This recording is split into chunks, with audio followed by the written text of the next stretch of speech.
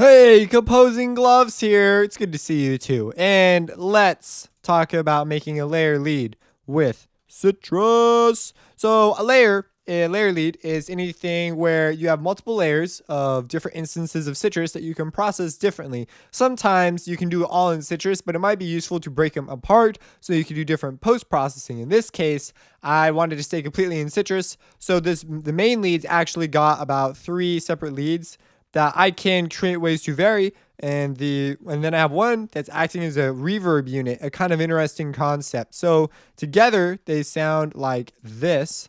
Let me turn my volume down. They sound like this.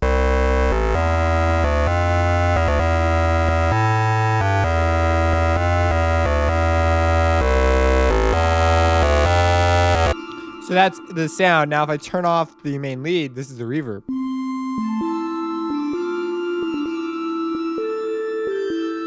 They add that shimmering while this is completely dry. And so that's kind of an interesting deal. Now, if I turn off operator 4, and I turn out the dry and put it out just dry, that's what you get. But if I put it out wet, because I'm distorting it with the wave shaper. So there's not a lot of complicated concepts, just a few layers. So sort of an interesting deal. So what's going on here? So first let's talk about this reverb unit. So the reverb is, first I wrote out my amazing melody. Then I said the reverb, I wanted a sine wave, so I left it on the sine wave. I sent it to the effects and I turned it off a little bit. Then I was like, hey, that sounds pretty cool.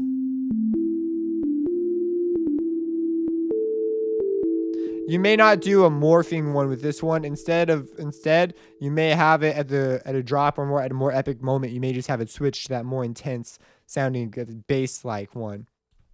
But so that's pretty cool. Saw wave, grimy, saw electro lead one. So that'd be a kind of interesting intro. And then I added in this, what is this? Saw wave. And by itself with this, I didn't really like it that much, but I didn't add it in with this here. So I guess I don't like it that much.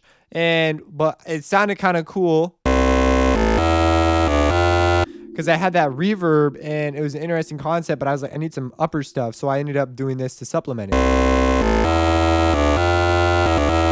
And then all of a sudden it takes a whole new feel on it. And so that's an example of the power of a layer. What you can do with a layer is you can get it to sound more the way you want it, simply by going at things in different locations. So I didn't deal with reverb in this one at all, which is a great thing. I feel like I need to sneeze, but it's one of those annoying instances where I'm not sure I'm gonna. So I have it also up to 8, so I can turn this down. Change it around big time. That's a little too high, so I'm gonna leave it at 8. All right, so now let's talk about this main lead. So the main lead has, first let's talk about this top one. So one is going out, it's being FM'd, it's being fed back into itself, and it's being FM by 2. So as a result, now 1 is a triangle wave, 2 is a sine wave. So it's sort of a reverse relationship. And so that's going out. My bad. Now you could turn the volume up on all these different things individually by hooking up to mod X or Y, and then you could get a really dynamic lead for different parts of your song. So that's what you have. And that was kind of interesting. Then I was like, hey, what if I put out 4, and what if I FM 4 by 6? So 6 is just 0.5. So it's basically being a low ratio. It's being FM'd by a sub bass, and 4 is a saw wave at a ratio of 1. And that just gives me my structure, my harmonic structure. And so it's kind of an interesting deal. Sort of this little thin grit type sound, which is just a good layer. And then the last bit is I have 4, that thin grit sound becomes this huge thing. If you play 2 notes at the same time, they become very, very aggressive. But when you distort that really thin sound, you get a really big growl, like a bear type sound. Then I also decided to send 5 out on its own lonesome. It is, oh no, my bad. 4 is being, 5 and 6 are the same thing. Okay. I sent out 5 as a sub-base reinforcement layer. So, I mean, if you sub-base reinforce your leads, I felt like it needed it on this one. So, when you turn them all on, and this that sine wave sounds a little weird by itself, but when you turn on the reverb,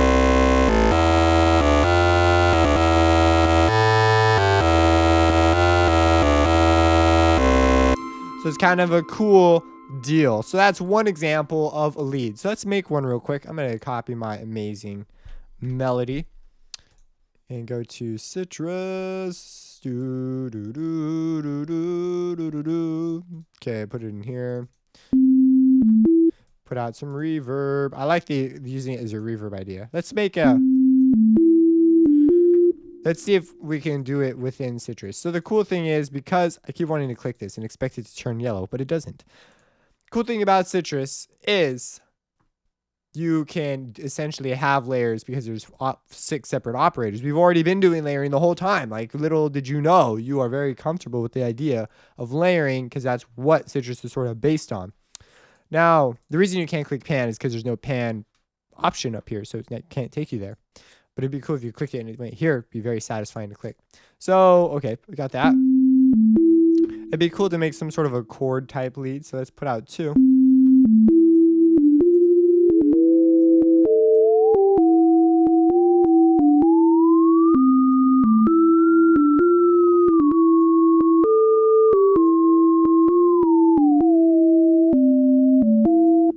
This is easier to do with a...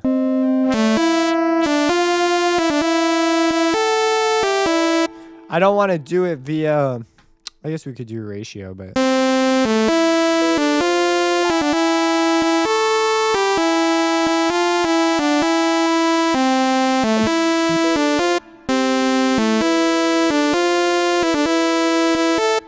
Thinking of... You guys know those leads. Those leads are big. They're big.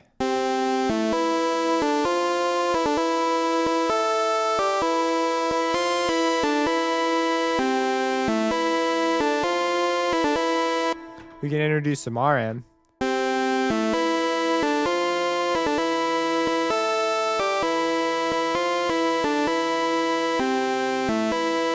Let's think about this before I start turning knobs. So I just sort of turned some knobs. Not a good practice. So let's see. We've got 2. That's our main. It's our main deal. If we could create a relationship between 1 and 6, we could vary that relationship and create something kind of cool. So we're ring modulating 1 by 6, and what we could do is we could control the operator volume via mod X. And now, well, not now. Did I put the wrong thing? 6 is being ring modulated. Volume of operator 6 to mod X. Did I move something I was not aware of?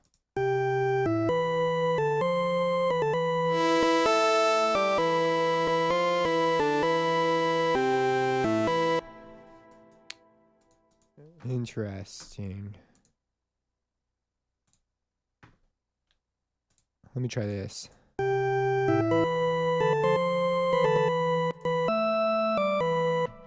Maybe it doesn't work with ring modulation.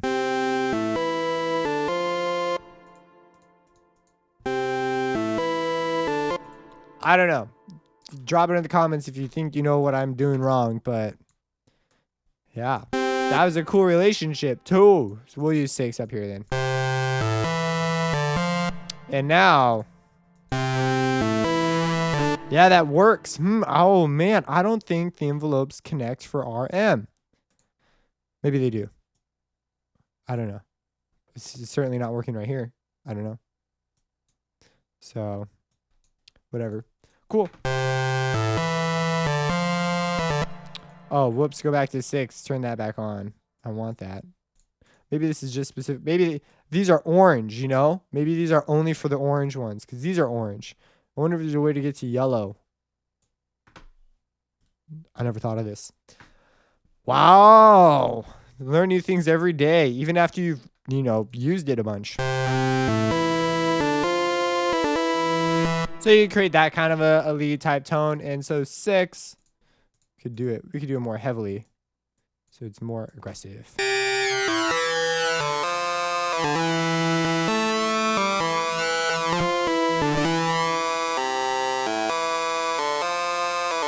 So the idea is you just create variety and you add more and more things till you get the sound that you want. Maybe you're looking for a pluck sound. Maybe you're looking for a way to turn it into a pluck sound. So you could turn on like envelopes and things as you go, make the notes shorter. I mean, it's all up to you. It'd be kind of interesting to just turn everything onto a pluck and see what it sounds like at that point.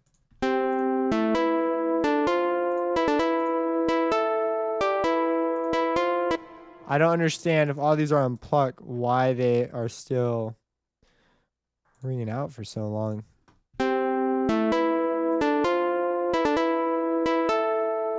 But anyways, kind of cool. If you have any questions, let me know. Subscribe and have a blessed day. Oh my. Okay, getting the inspiration on. Sometimes, I often start with just sounds, and that's how some videos do it. And honestly, sometimes you got to focus on getting your inspiration right first. So let's do C sharp, A, F sharp.